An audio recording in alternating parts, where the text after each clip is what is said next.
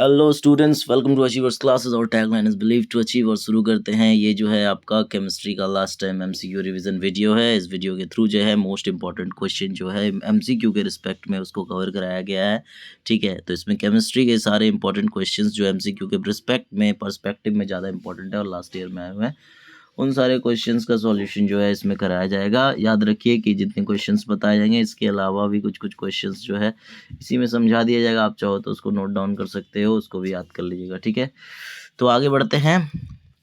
तो पहला क्वेश्चन हमारे पास यहाँ पे है पीबीओ। यहाँ पे आप देख पा रहे हो, रुकिए पेन ऑन करते हैं हम, पहले ब्रश ऑन किए। ठीक है, तो यहाँ लिखा हुआ है हमारा पीबीओ प्लस सी, फिर इस जगह पे लिखा हुआ है 2 PB प्लस CO2।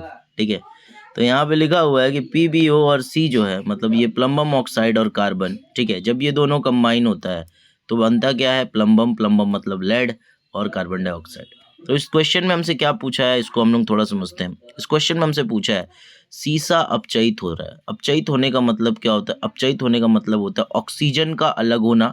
ठीक है, कार्बन डाइऑक्साइड उपचयित हो रहा है। कार्बन डाइऑक्साइड उपचयित हो रहा है मतलब कि ये है कि कार्बन डाइऑक्साइड में ऑक्सीजन बढ़ गया है।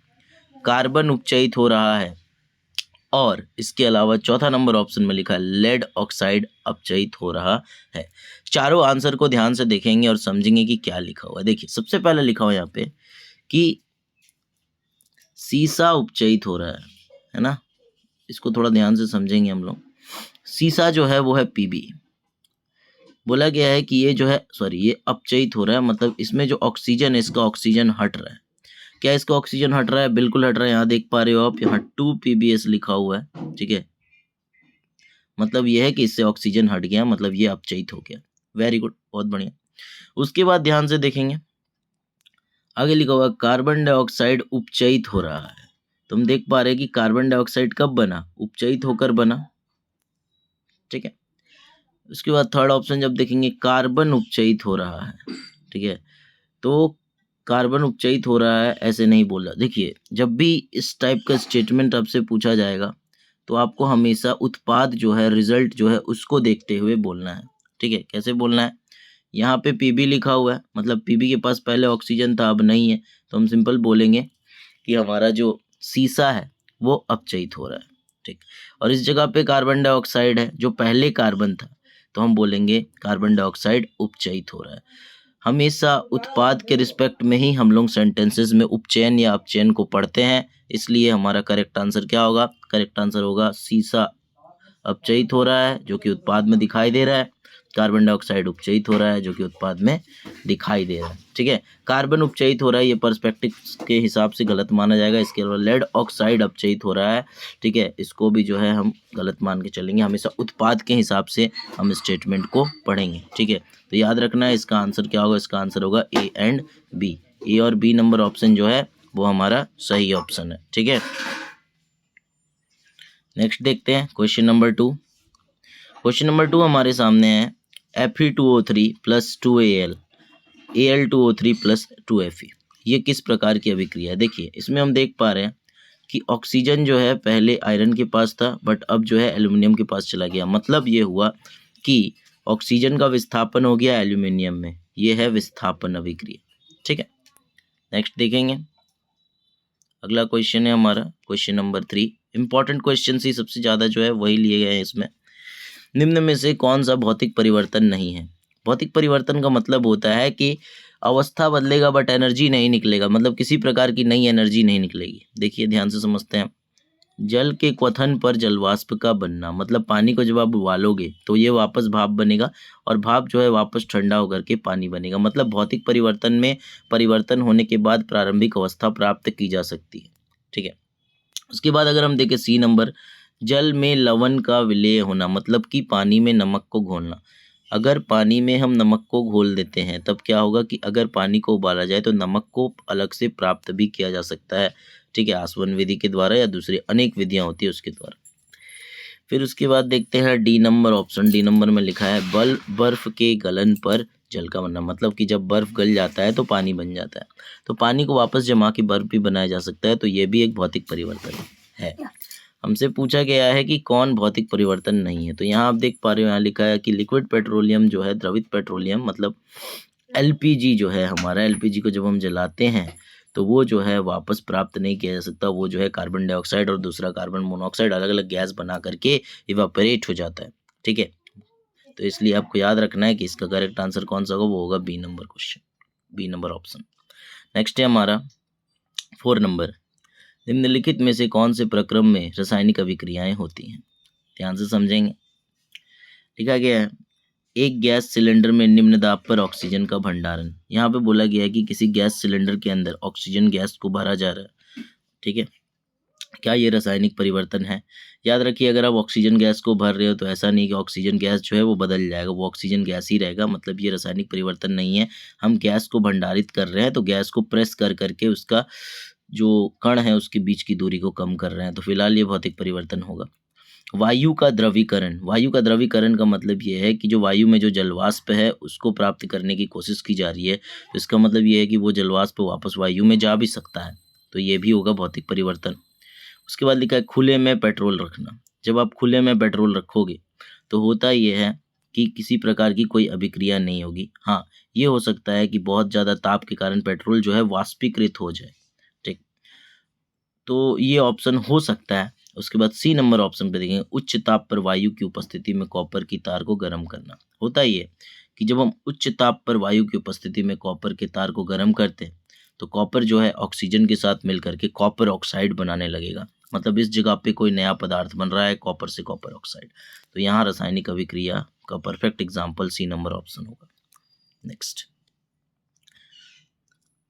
जल का विद्युत अपघटन एक अपघटन अभिक्रिया। अपघटन अभिक्रिया क्या होता है? जिसमें एक पदार्थ होगा, जब अभिक्रिया होगी तो ये एक पदार्थ दो या दो से अधिक पदार्थों में बदल जाएगा, इसको हम अपघटन अभिक्रिया बोलते हैं। तो यहाँ बोला गया है, जिसको इंग्लिश में डिकम्पोजिशन रिएक्शन कहा जाता है। जल के विद्युत अपघटन में मुक्त हुई हाइड्रोजन एवं ऑक्सीजन गैस का मोलर अनुपात क्या है? कैसे निकालते हैं, ध्यान से सुनिए। जब भी मोलर अनुपात निकालने की बात कही जाती है तो आप हमेशा फॉर्मूला देख लीजिए H2O। यहाँ पे जल के कितने मतलब हाइड्रोजन के कितने अणु हैं? 2 अणु हैं, तो आगे 2 रखना है। ऑक्सीजन का कितना है? 1, तो आंसर हो गया 2:1, तो मोल का अनुपात हो जाएगा 2:1। नेक्स्ट, याद रखिए ये मोलर अनुपात किसी दूसरे फॉर्मूला का भी पूछ सकता है। जैसे मान लीजिए हम पूछ सकते हैं NaCl में क्या मोलर अनुपात होगा? Na 1 है, क्लोरीन 1 है, 1:1। नेक्स्ट, लिखा हुआ है अगला, मैग्नीशियम ऑक्साइड का रासायनिक सूत्र क्या है? बहुत इंपॉर्टेंट है। मैग्नीशियम ऑक्साइड जो है ये MgO जो है इसका रासायनिक सूत्र होता है, तो ऑप्शन नंबर डी जो होगा वो करेक्ट आंसर होगा आपका 6 नंबर का। नेक्स्ट, उसके बाद आगे चलेंगे क्वेश्चन नंबर 7, कौन सा रासायनिक अभिक्रिया का उदाहरण है? तो यहाँ पूछा गया है कि वो कौन सी अभिक्रिया है जो रासायनिक अभिक्रिया का उदाहरण है।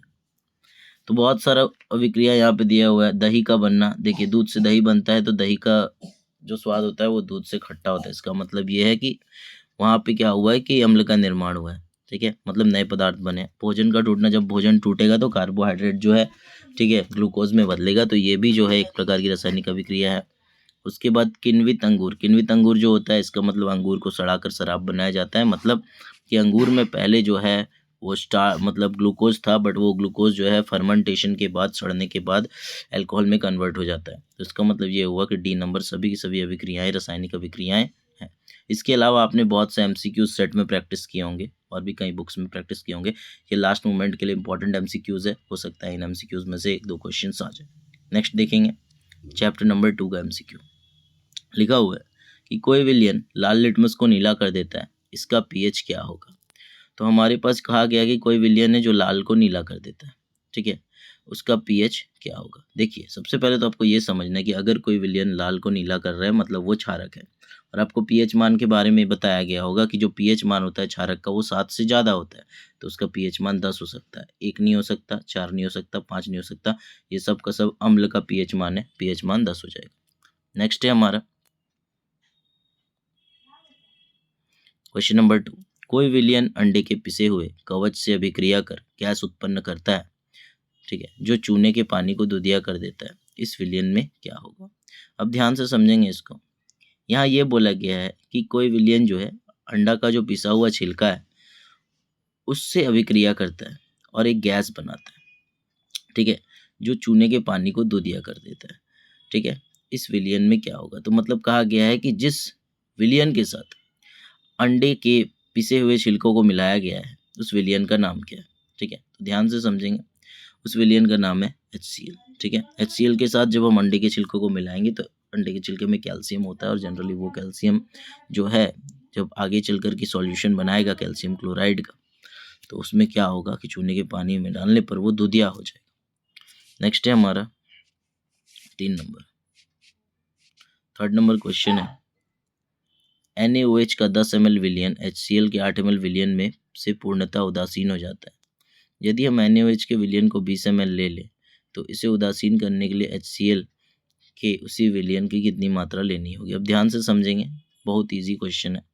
यहाँ पे आपसे ये पूछा गया है कि अगर हम 10 ml NaOH लेते हैं, ठीक है, NaOH है यहाँ पे, तो हमें जो है उदासीन विलयन बनाने के लिए HCl का 8 ml चाहिए। मतलब ये 2 का पहाड़ा में 5 बार में आ रहा है और ये 2 का पहाड़ा में 4 बार में आ रहा है। ठीक है, मतलब अनुपात अगर हम निकालेंगे तो ये आएगा 5:4। तो Na जो है NaOH जो है वो हमेशा 5 के पहाड़ा वाला चीज, मतलब ऐसा पहाड़ा लेना होगा जो 5 के पहाड़ा में आ जाए, और यहाँ पे कोई एक ऐसा नंबर होगा जो कि 5:4 में। तो यहाँ पे ध्यान से समझेंगे तो अनुपात जो हमको मिला हुआ, अनुपात मिला है 5:4, मतलब कि NaOH का 5 भाग और HCl का 4 भाग मिलकर के उदासीन बनाता है। अब यहाँ पे हम जो है NaOH का 20 ले लिए, मतलब 5 जो है वो किसके बराबर हो गया? 20 के बराबर। मतलब अब जो है हम 5 का 4 गुना लिए हैं, तो इधर भी हम कितना लेंगे? याद रखिए रेशियो में जितना इधर से मल्टीप्लाई होगा इस जगह से उतना ही इधर से होगा, तो इधर हम 4 का 4 गुना लेंगे, मतलब होगा 16 ml। तो आपको याद रखना है, अनुपात निकालिए और इसको कंपेयर करिए कितना गुना है, जितना गुना इधर होगा उतना गुना इधर हो जाएगा। ठीक है, तो आई होप इसका आंसर आपको समझ में आ गया होगा, 16 नंबर होगा। नेक्स्ट देखते हैं क्वेश्चन नंबर 4। अपच का उपचार करने के लिए निम्न में से किस औषधि का प्रयोग किया जाता है? तो आपको याद रखना है, अपच जो होता है मतलब कि HCl का अमाउंट जो है जब आपके अमाशय के अंदर बढ़ जाता है तो उस कंडीशन को हम अपच कहते हैं। और अपच को ठीक करने के लिए हम करते ही हैं एंटासिड लेते हैं। एंटासिड में क्या होता है इसको समझ लेते हैं।